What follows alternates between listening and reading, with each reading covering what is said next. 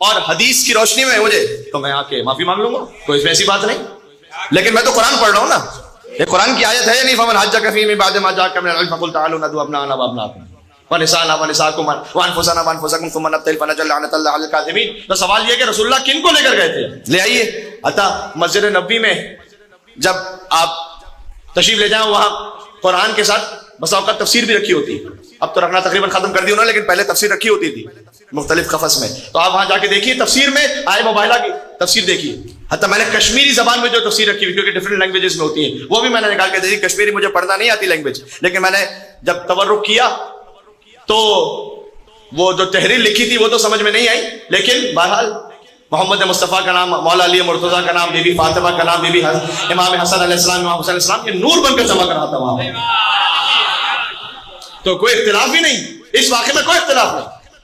تو یہ واقعہ تو اس میرٹ پر ہے، آپ نے جو میرٹ بنایا کہ ہم کوئی اختلافی بات نہیں بڑھائیں گے. چلیں موبائلہ شامل کیجیے. ہائے ہائے ہائے ہائے فنجعل لعنۃ اللہ علی الکاذبین. تو جھوٹوں پر مل کر اللہ کی لعنت کرتے ہیں. ہائے ہائے موبائلہ کی آیت پڑھ رہا ہوں میں، جھوٹوں پر لعنت کرنے وہی جائے گا جس نے خود زندگی میں کبھی جھوٹ نہ بولا ہو. تو جب اہل بیت گئے، جانتے موبائلہ ہوا نہیں، موبائلہ تو ہوا نہیں. عیسائیوں نے کہا اگر یہ اپنے کیمپینینز کے ساتھ آئے ان سے موبائلہ کر لینا. تاریخ میں اگر یہ اپنی فیملی کے ساتھ آئے ہرگز موبائلہ نہ کرنا، اس لیے کہ جو اپنی فیملی کو اسٹیک پہ لگا رہا ہے اس کا مطلب ہے کہ وہ سچا ہے. پادریوں کے سردار نے کہا میں ان چہروں کو دیکھ رہا ہوں کہ اگر یہ دعا کریں گے پہاڑ اپنے مقام کو چھوڑ دیں گے. عیسائی تو سمجھ گئے اہل بیت کو مسلمان. جی موبائلہ ہوا نہیں، انہوں نے کہا جزیہ دے دیں گے، موبائلہ نہیں کریں گے. اگر ان کی لعنت آ گئی تو قیامت تک ہماری نسل ختم ہو جائے گی. تو موبائلہ ہوا نہیں، لعنت اسٹینڈ کرتی ہے اپنے مقام پر.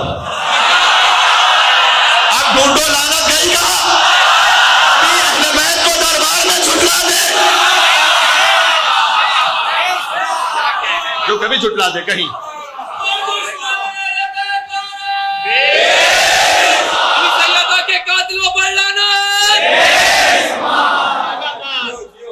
جس نے کبھی اہل بیت کو جھٹلایا ہو. اہل بیت علیہ السلام کا احترام سارے شیعہ بھی اور سنی بھی وہ سب کرتے اور اپنے پر واجب سمجھتے ہیں. مودت اہل بیت دین اور ایمان کا حصہ ہے. لہذا کبھی اگر تاریخ میں کوئی بھی اہل بیت کو جھٹلائے گا فنجعل لعنۃ اللہ علی الکاذبین.